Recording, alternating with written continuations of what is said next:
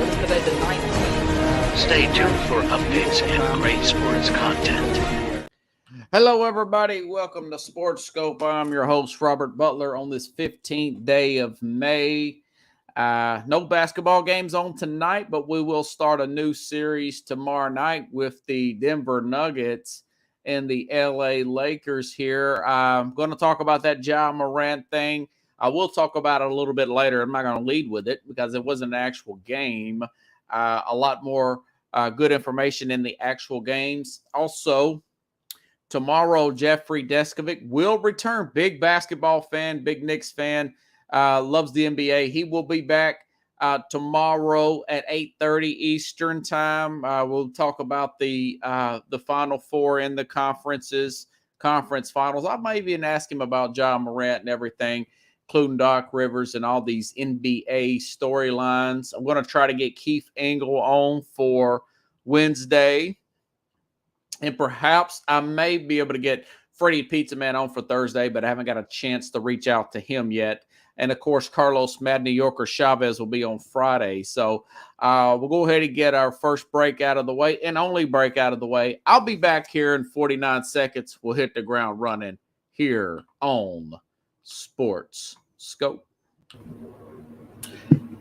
Hello, Sports Scope followers. The program has seen tremendous growth since going 5 days a week. I just wanted to thank everybody for your cash contributions and sharing the program with friends and families. Just a reminder, if you want to contribute to the program, go to the Cash App, the cash sign, and Sports Scope.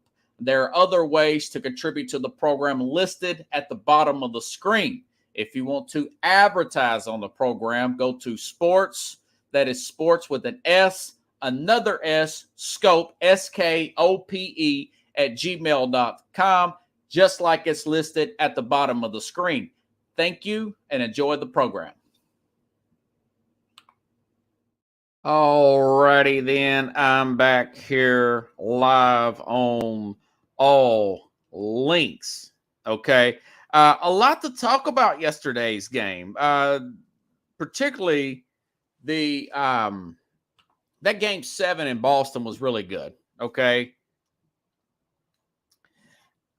so I think about that particular game, and I think about a guy like Jason Tatum, 51 points. That's the most scored in a game 7. He's 1 point different from Steph Curry. And I got to thinking while I was, Pickles, sometimes when I prepare for something, I have a specific frame of mind of how I want to go about a story. And then I look at it, and then I have a different perspective once I start preparing for the program. I watched the game. I recorded the game. This is my motto for watching games now in the last year or so. I'll watch a little bit of it, and then when I'm caught up, I don't want to watch the halftime show, especially on ESPN. I watch the TNT guys, which is Shaq and Charles Barkley, which is awesome. I already in that bunch, but I don't want to watch ESPN people because they just rub me the wrong way.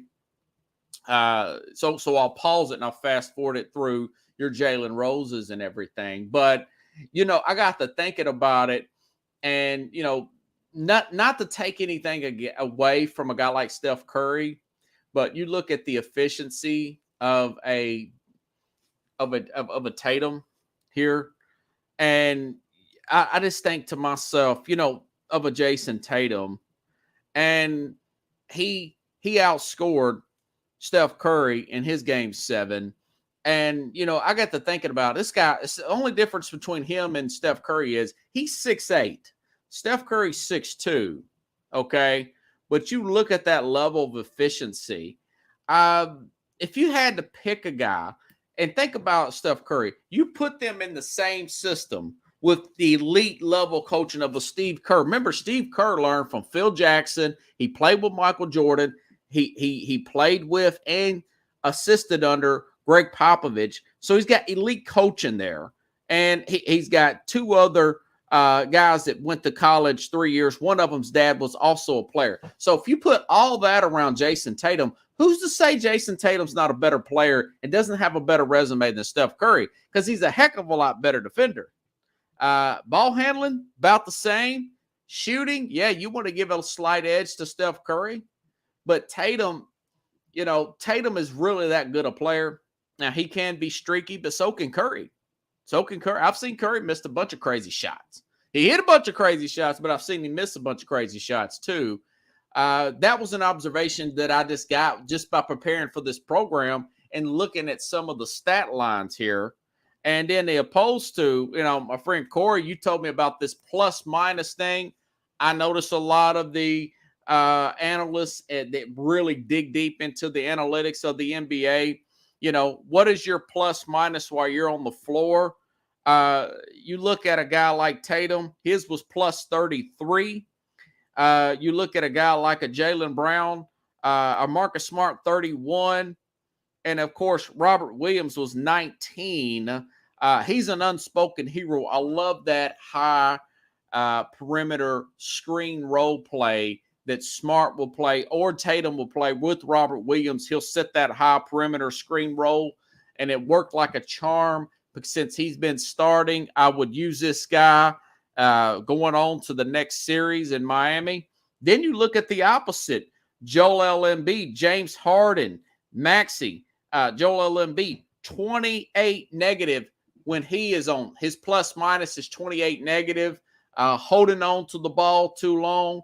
Every time he takes a dribble, Horford's got his hand on the ball, disrupting it.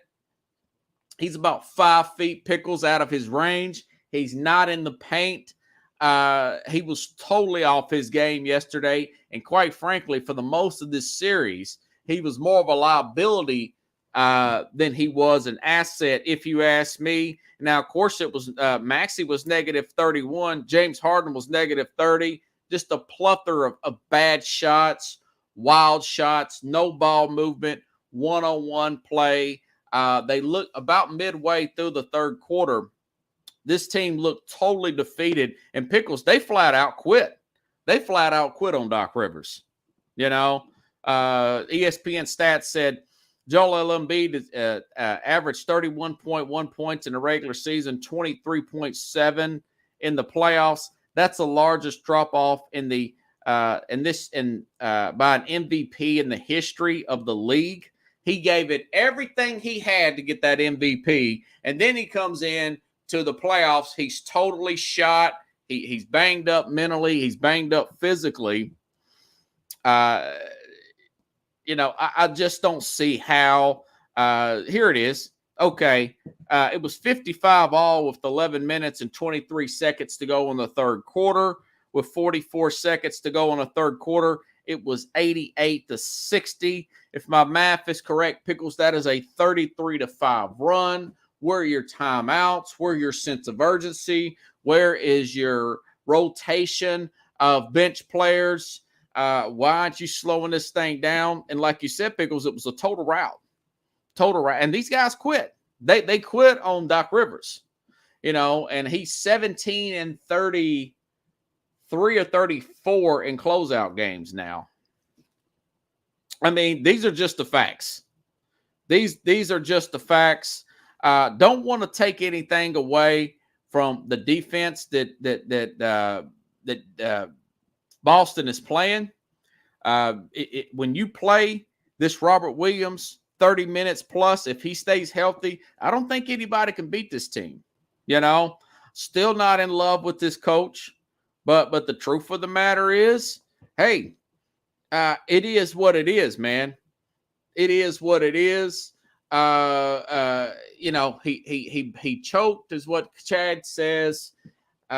He was playing hurt. He made that excuse. But here's the thing, guys. This is every year with Embiid.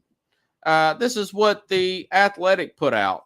Joel Embiid's playoff career.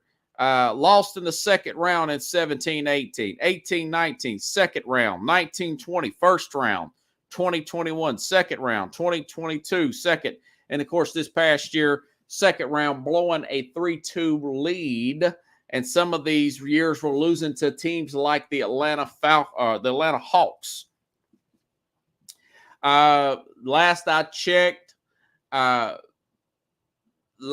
I checked, that Doc Rivers is still the head coach of the of this Philadelphia team. You know, I'll say this. You got to look at this in the perspective of there's a reason why they don't want to move on from. I think Embiid is at his total apex right now. He's a guy that, remember, he came into this league injured, folks. He came into this league injured as a player. Okay, I want to say that I screenshotted all of his career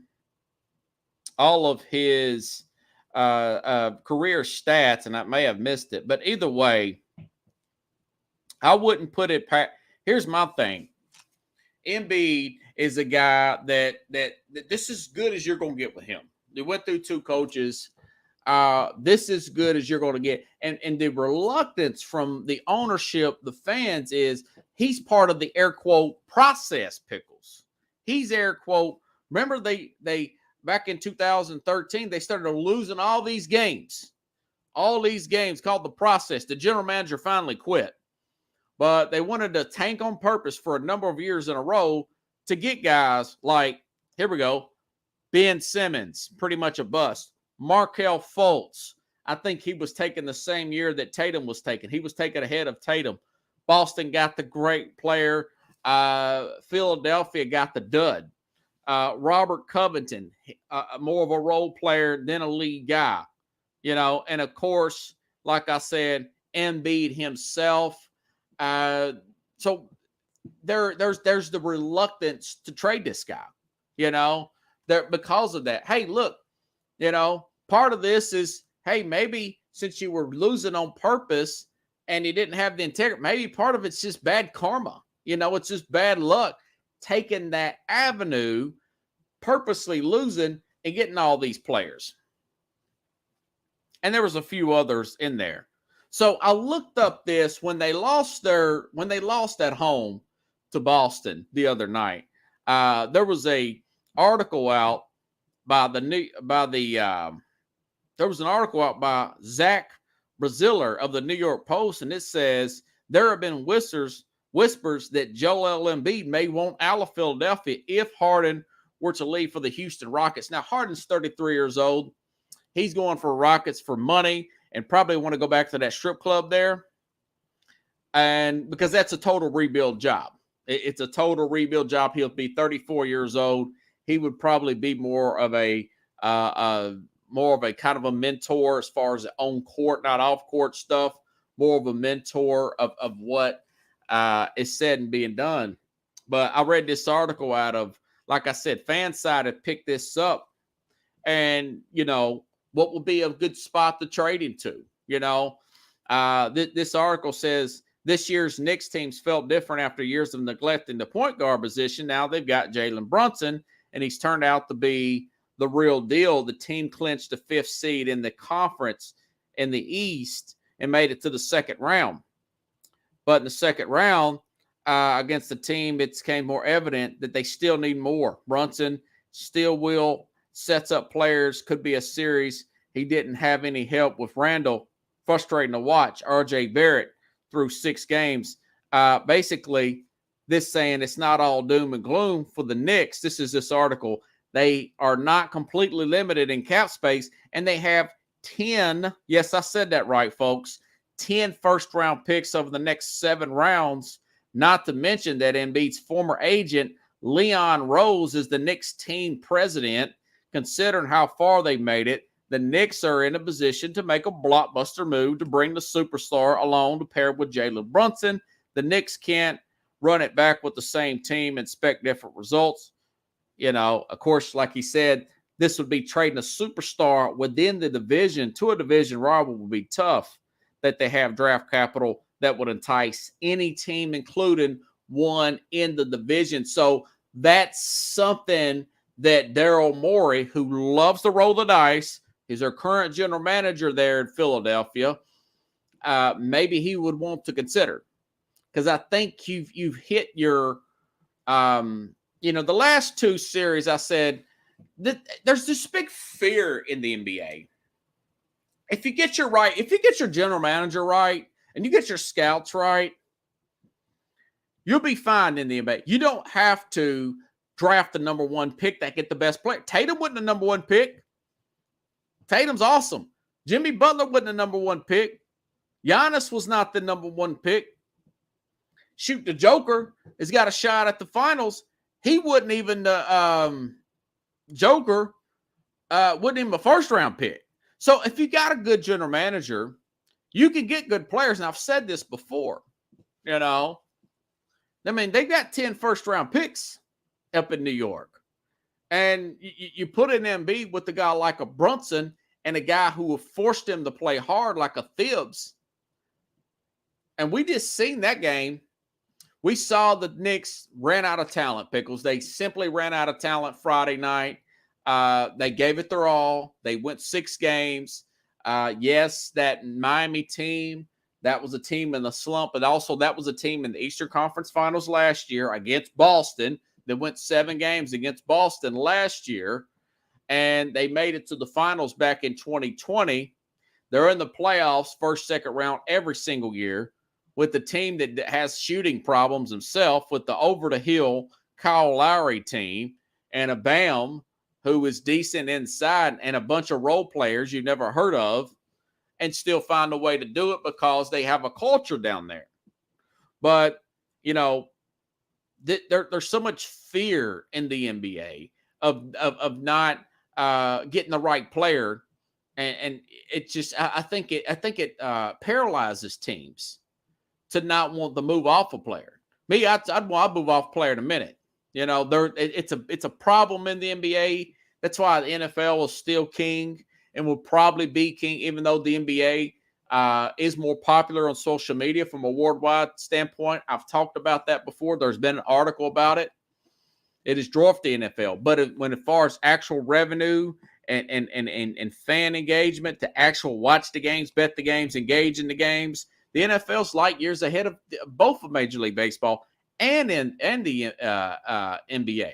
Why? Because, for one thing, you're not in love with just one player. The teams have more power than the players, and that's a good thing. When you give a 22, 23-year-old that kind of money and that kind of guaranteed contract, I'm surprised you don't have more Ja Morants.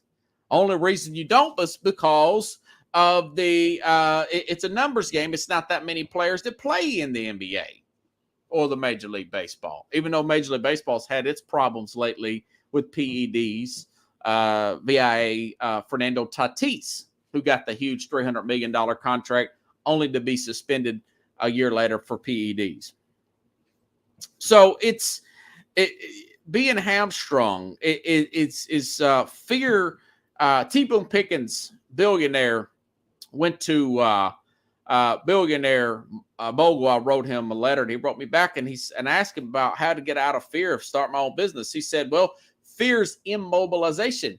That's the same thing with these organizations. You made a mistake with the whole process thing. This is the last player. Get over it. That's life. It didn't work out. You got an MVP out of it. You've get to the playoffs a few times. You made a few rounds in the playoffs. You're probably not going to get a championship with this guy. This guy missed practically his first 2 seasons of his career. He's a big guy. He's hurt every year in the playoffs. It's not going to get any better post 30, being 7 foot tall. You're not all of a sudden become injury free once you're post 30. The fact that he's is played as much as he's did, it is it's a miracle. Be honest with you. And sad Anthony Davis is still in the mix. So it's something that you put on the table. Like I said about Tatum versus Luka, I know a lot of you said that was crazy. Look how more efficient Tatum is than Luka. Look at the capability of a Jason Tatum. Okay, so that trade doesn't sound too crazy now, does it? You see what I'm saying, folks? But as far as Doc Rivers is concerned, He's still the coach there. He's like 17-33. He's a very overrated coach. He's one of the most. He's gave up more leads than anybody I've ever seen in that coaching standpoint.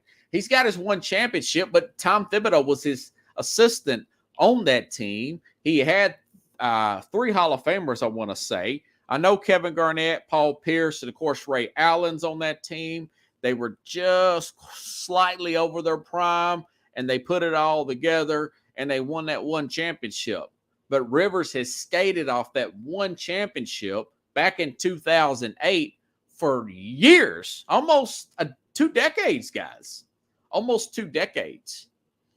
And, I'm reading about, I understand that Monty Williams from Phoenix has lost his job. Now he's being rumored to be a candidate for other job openings. Nick Nurse lost his job with Toronto. He's being rumored for other candidates. Budenholzer from Milwaukee. Why do they keep recycling coaches? Because the NBA is so player-driven that the ownership and management, they have to get a certain coach to even deal with these players because they're so entitled. Load management. Colin Cowherd was saying that he heard out of the this is why Ty Lue wants to leave the Clippers. Kawhi Leonard will come in at 3:00 in the afternoon and say, you know what? I'm not playing today. Instead of saying it in the morning shoot around, so you set up your whole lineup, you set up your substitution pattern. This guy comes in at 3:00. Nah, I'm not going to play. I can't do it, man. My knees bother me. I seen you 5 hours ago, dude. Why couldn't you tell me then? Now I've got to rearrange this entire lineup. That's what happens when you listen to the media and you give the players everything they want. That's what happens. And I'm not saying everybody's like this. I know Giannis plays his butt off. I like that Boston team. Everybody buys in up there. I don't care for that coach. He's over his head, But this is the coach this is the league that we have. And you wish you had a stronger commissioner to and you know what? The commissioner before this is not totally he's not totally out of the blame here. The rim of blame here, was it David Stern or whatever? He wanted to market the players individually. He said it's a players' league. Instead of saying, listen, man, take back your league, make these guys, do not have these guaranteed contracts. You can have mostly guaranteed. Give the team some more flexibility to make these guys play hard, respect their craft, respect the fans that bust their rear end to see these games. And then you'll have a better overall product. And stop pushing these kids that come in right out of high school. Make them wait for 2 years, take a little bit of coaching, get out of that AAU culture, and you'll have a better product, But when you give in that much, and a lot of this is media people don't own businesses, okay? They're activists. That's why I was listening to these media people. They always lean a certain way because they don't own businesses. They don't understand that you have to treat your clients right. Okay. You have to customer knows best.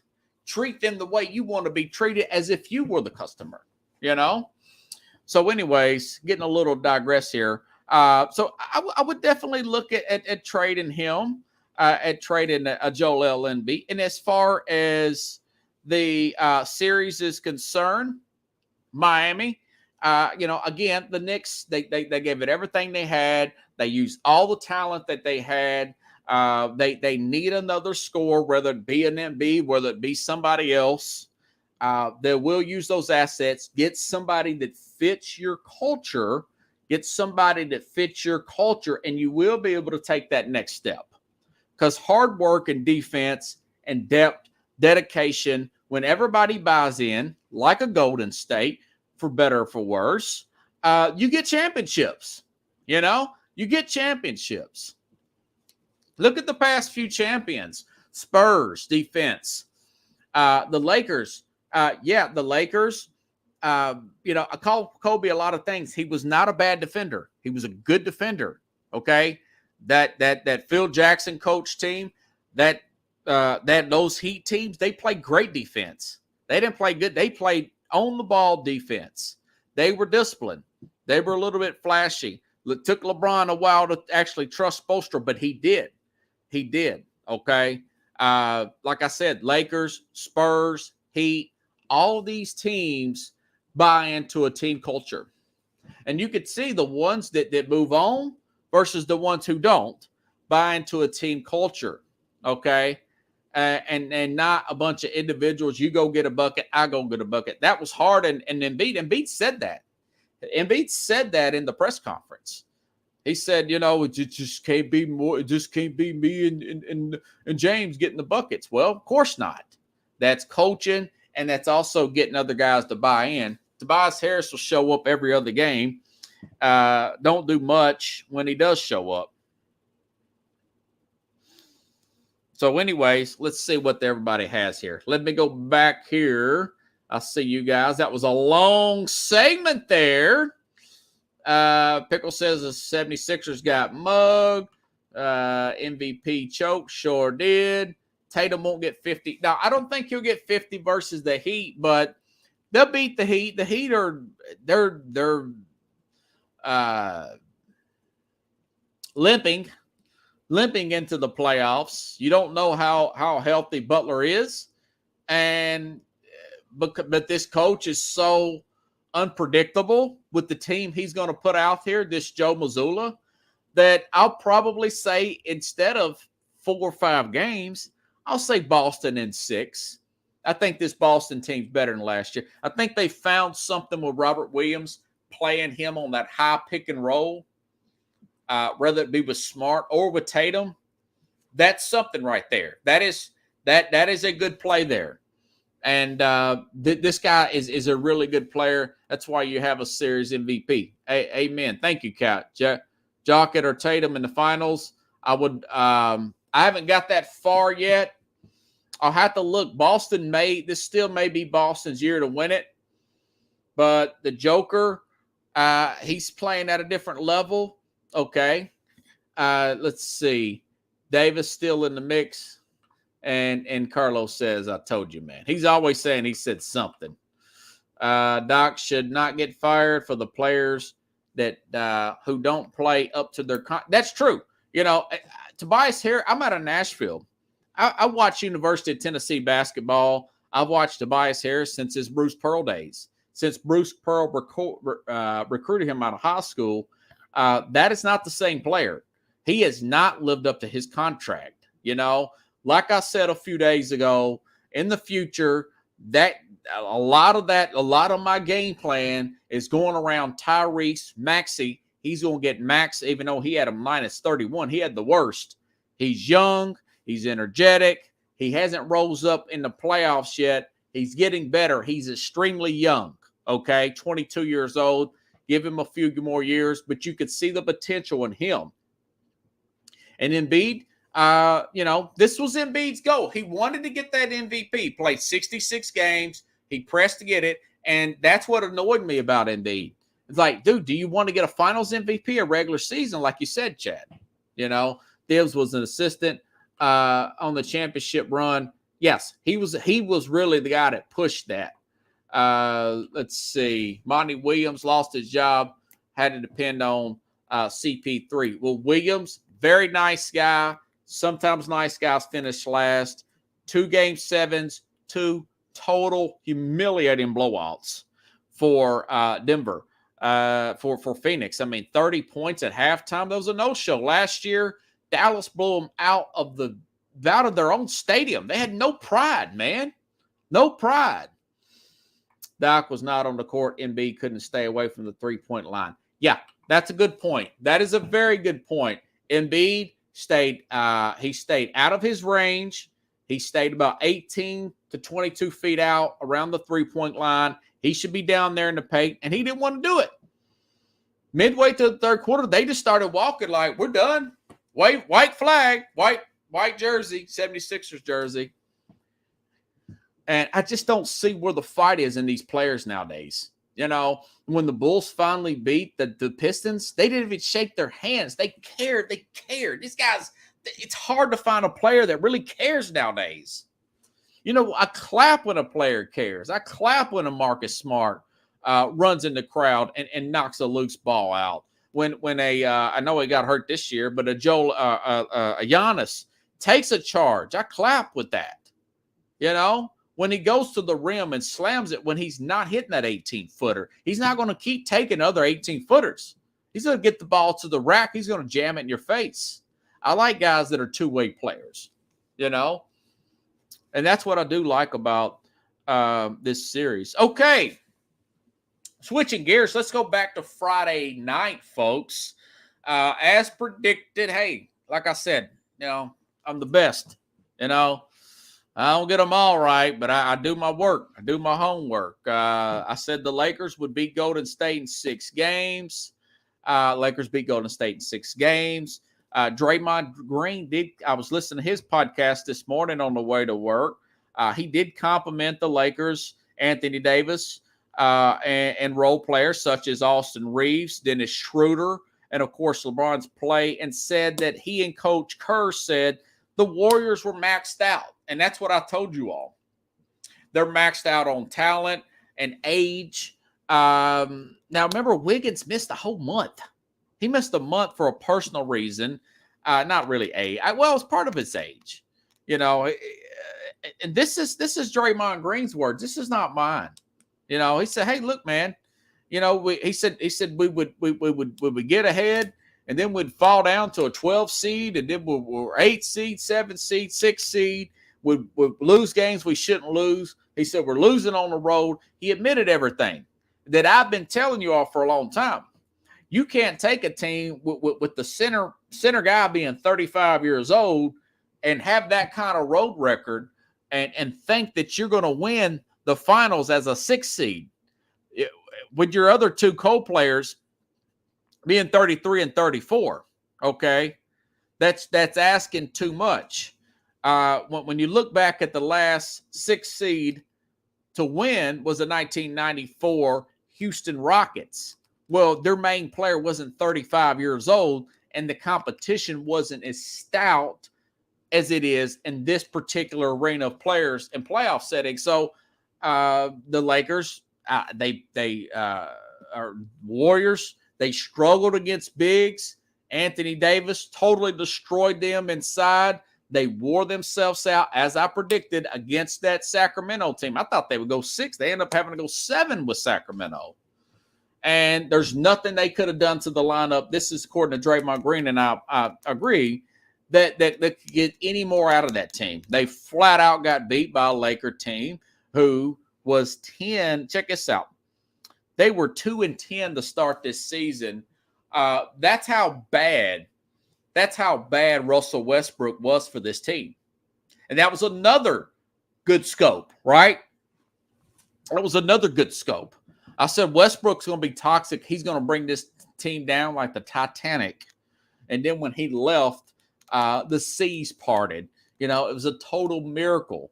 Once he left, they brought in Raul. They stretched out their minutes. They used the role players hitting open shots. They played off LeBron really well. Anthony Davis started playing better. He played through a few injuries. They struggled like nobody's business to get into the 7.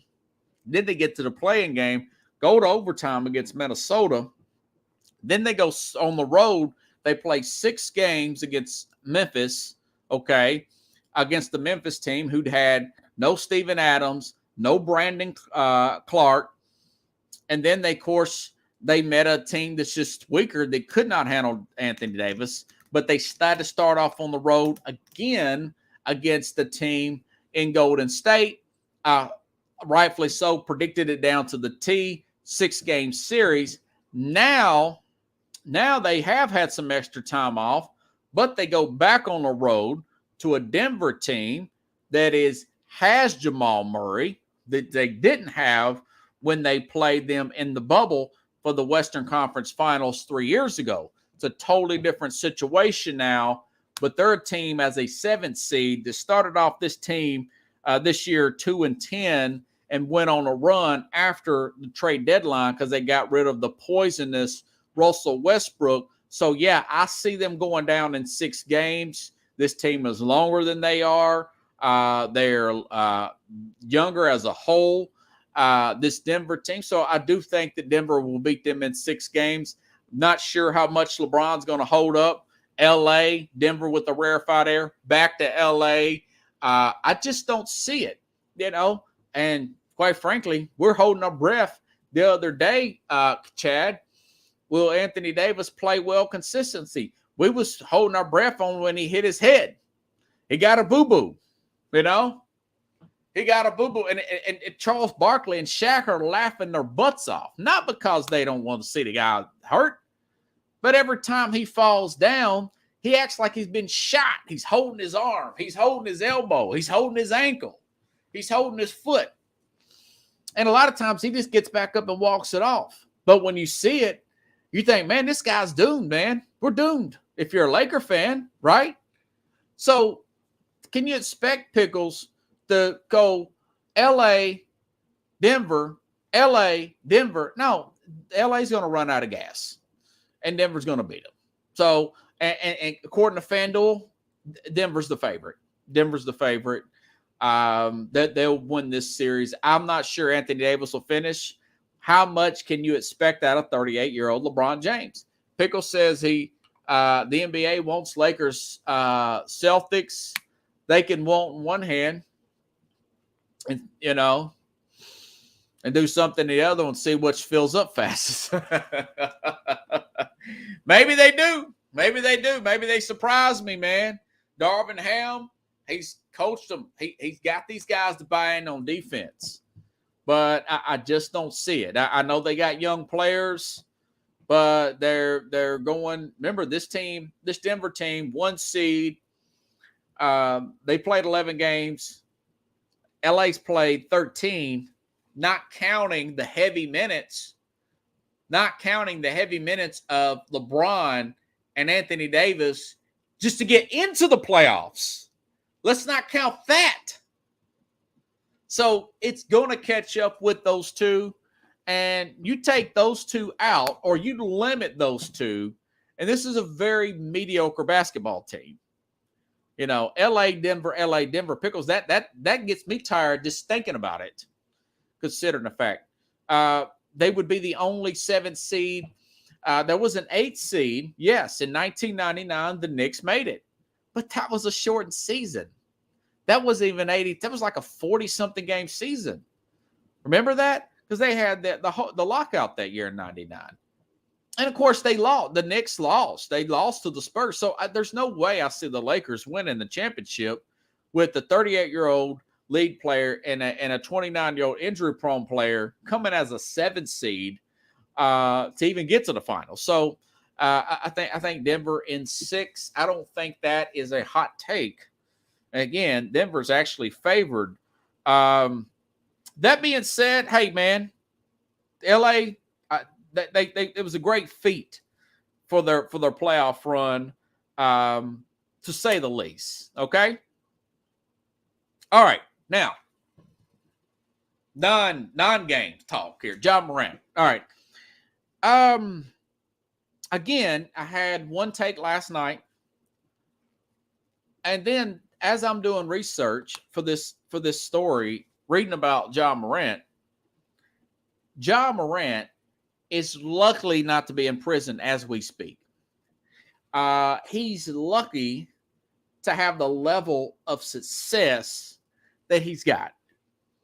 And I say that after, my Olivia, my sister here, she says, a lot of people talking about this in my training room about this Ja Morant from Memphis. Upset. He done something stupid again. The trainer says his parents act crazy like that. And then I read something. His mother, and I screenshot. The Washington Post reported, this was about a year ago. This story was printed back in March. According to Washington Post, the Memphis Star got into an altercation in one of the Memphis malls back in July last year. Ja Morant's mother got into a dispute with a Finish Line employee. That's a shoe store in the mall. And she called her son, and he arrived shortly after with 9 people. That's his mom. You know, I went to inner city schools. I grew up in the ghetto. And then, for the most part. And when you're in a classroom and someone calls you, say, man, that dude's mom is ghetto. You know, yeah, so it's like they're trying to sabotage him, Corey. You know, when you hear the term, man, she's ghetto, man, so-and-so's dad is ghetto, so-and-so's, sometimes that can be taken as a badge of honor. Other times that can be taken as an embarrassment.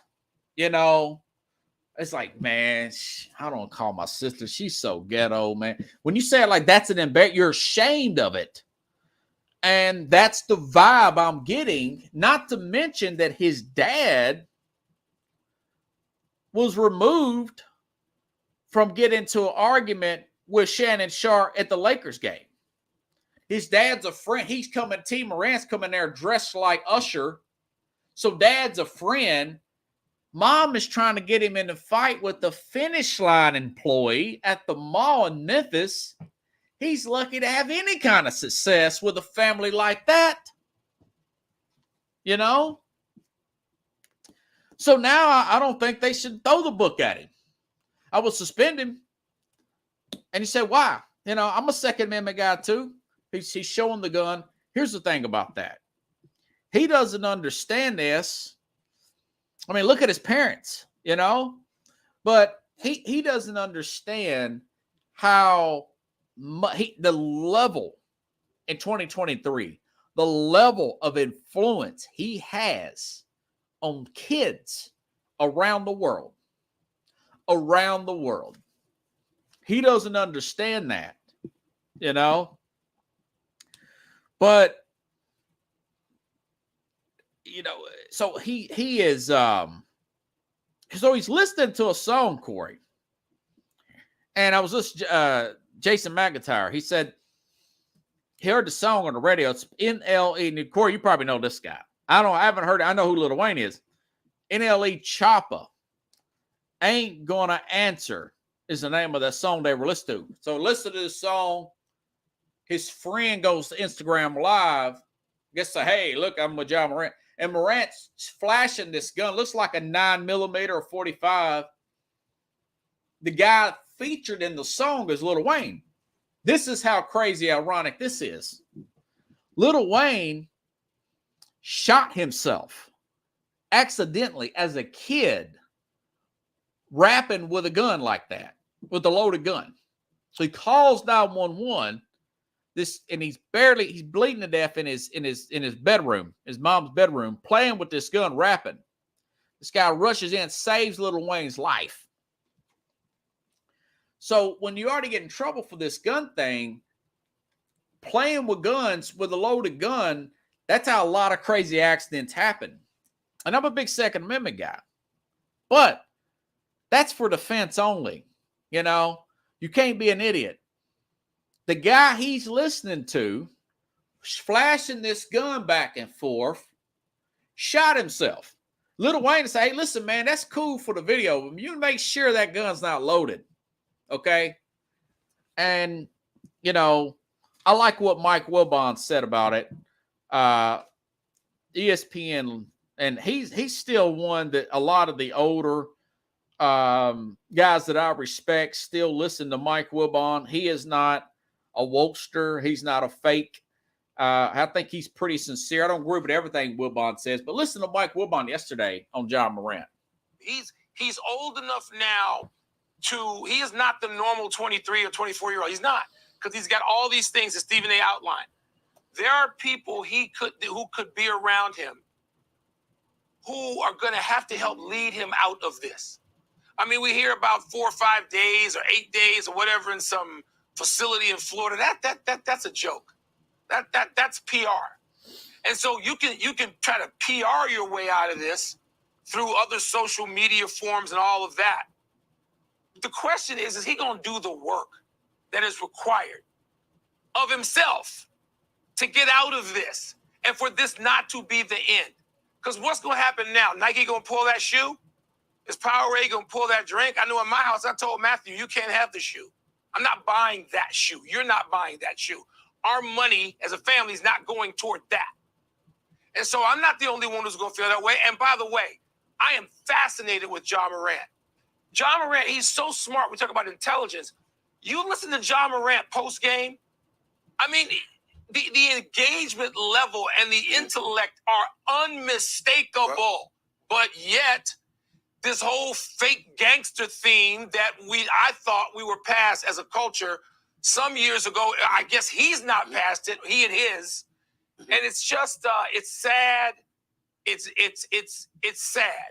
So that's a shot at that fake gangster theme that Wilbon was a bullet shot that I wanted you all to hear. Now, I grew up in this stuff. I went to school, inner city schools. I still listen on occasion for entertainment purposes. I can separate it. Some of this gangster rap music. I grew up Tupac. I'm watching the Tupac documentary, the Dear Mama documentary, 5 parts in there. And at the very end of that documentary, there's a mural of Tupac. And I think it's in Georgia, Corey, because you know he lived in Georgia for a little while too. He had family in Georgia. He lived in Baltimore, Georgia, L.A., New York. He lived all over the place. And the mural said, you know, a picture of Tupac, and it said, live by a gun, die by a gun at the very end of it. And he talked about past that as a culture, that during the height of gangster rap, about 93, mid-90s, Dr. Dre, just after he made The Chronic, he says, there's no way I would do this stuff that we talk about in the albums. I'd be in prison. So he in a regular interview, I remember hearing him then at 92, and I'm thinking, man, it's kind of fake, but I still listen to it. Who's the man with the master plan? Bleep, bleep, bleep with the gun. Very famous rap album. I mean, NWA was out before that, but that was a really hardcore LA riots. The Chronic was huge back in them days. And, you know, like Mike Wilbon, I thought gangster rap, when you deaf for Tupac, deaf for Biggie, there's a whole Wikipedia page of dead rappers, just of dead rappers who've been murdered. And it's quite a few. A lot of guys I never heard of. They're not quite as big as Biggie and Tupac. And the guys that just live fast lifestyle and now drug overdose, DMX. And, you know, a big part of that was Snoop Dogg. And Snoop had, about a year ago, I may be off by a few months, but he did an interview with Joe Rogan. And Snoop says that, you know, guys like Biggie and Tupac, myself, we all rapped about death. Biggie had an album called Life Ready to Die. His big hit with Big Pop. Love it when juicy. Big Pop. Love it when you pop and Big Pop. Ready to Die. And then his second album came out just after he got killed with Hypnotized Minds. Great album. Great. It was called Life After Death. And, you know, that hip hop culture, man, Snoop said to Joe Rogan a year ago when he had a new album out, he said, listen, I started to sing about, he said, my son is Tupac's age when he died. He says, I don't sing about death anymore. I sing about life.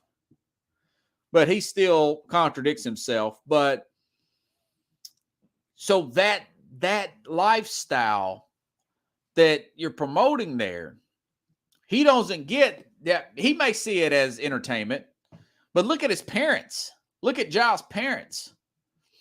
You know, he may see it, but when you got a lot of kids, they're going to emulate you, man. They might not see this as entertainment. And the NBA doesn't want that, even though you got guys like Jason Whitlock saying, you talk out of both sides of your mouth, NBA. You embrace the hip-hop culture. You play some of this stuff at the arenas. You play it at our games. Then you get mad when you got a player emulating this stuff out on video. And some people don't realize that some of it's entertainment. Some guys want to take it too far. I would listen to it to get me hyped up, to get me energetic. I wouldn't try to take it too personal, what they're actually saying. Like I said, I still don't want to be a hypocrite. I still listen. A lot of you know me. I still listen to rap and stuff. But I understand the difference. Some don't. Some don't. You know? And I've talked to you about it, Corey, before. We've talked about how some of this stuff is really bad influence, you know. But again, Lil Wayne, he's like, you know, ironically, that was a Lil Wayne in that song. He shot himself doing what Ja Morant's doing, you know. And little kids see that, and they're going to go get in their dad's gun or mom's gun and go play with the gun and start singing the song. They don't know if it's loaded or not. You know, so that's where things kind of get off the hinging. So I don't know about suspending him the whole season, but I will say this: he's not getting it. He's 23, like Wilbon says. You got to be treated. You know, right when you went through all that, you got suspended 8 games.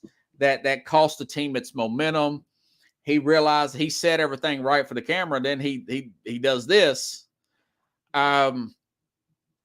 Regardless of what the suspension is, if I'm Memphis, I'm trading him because I think it would help him. And look, this team had a better record without him for long stretches, long stretches last year. They won. They beat Golden State without him last year during the playoffs in a game or so. So, you know, Chris Carter said this one time, and I don't know if Ja Morant's got any problems or not. I don't know. But Chris Carter said in 1990, he says when he got cut by the Philadelphia Eagles, Buddy Ryan, he said that was the best thing ever happened to him going to Minnesota, getting cut, because that helped him address his alcohol and cocaine issue. His words, not mine. And that helped him with his sobriety. Chris Carter becomes later a Hall of Famer. Memphis may have to do this to change his location, you know, get him under a more stricter coach. I don't know who they would trade him to. This is a pretty new story. But if you traded him,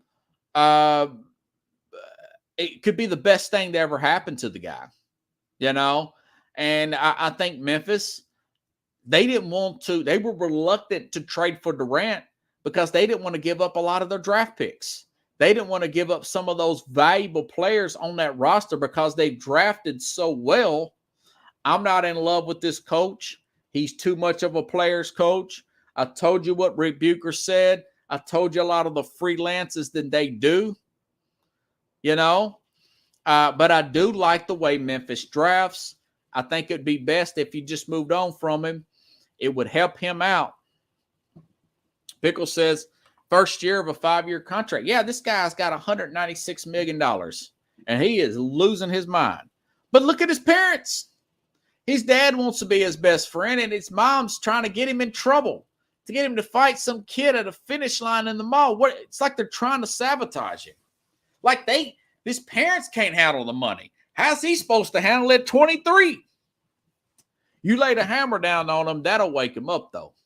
That'll wake him up. You know, like I said, when I used to go to this Bible study, Tyrone, there was older Bible study, and he said he does some prison ministry, and he says, you know, the most common thing that I hear from prisoners is that I wish my mom wouldn't have got me out of juvenile sometimes, you know. I wish she would have just let me go.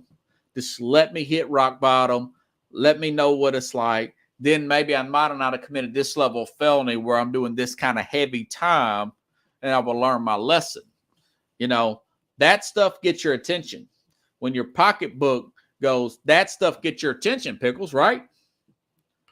And Pickles says maybe for half a season of game checks. I mean, that's That's 41 games. That's a lot, man. 40. If you suspend him 41 and then trade him, that would get my attention. That would get my attention, and make him really think about all this stuff. And quite frankly, Pickle says it reminds me of Plexico Burress. And Pickle says maybe he should separate from the family. I probably would. Kobe Bryant, I used to think that was wild what Kobe did. When I heard that he cut his dad off like that, I heard that about Kobe Bryant, and I thought, man, then I got to thinking, Dad went behind his back, sold his jersey, and they didn't ask him about stuff. They didn't care for his wife because Kobe made it look like that they were afraid she was going to get something they couldn't get from him. Dad never became the player Kobe. So I kind of get it. When towards the end, I got what he was saying. If you could send him to a Toronto, or send him to a San Antonio under a Greg Popovich. Popovich get on, but the Popovich pretty good coach. He's pretty good coach, and somebody like that to help. He's a great talent. You hate to see it get wasted, man. Patrick said the Sixers broke my heart. Yeah, Patrick, listen to the beginning of the program. I went all over that Philadelphia story. Toronto can change a person plus Canadians rules and laws.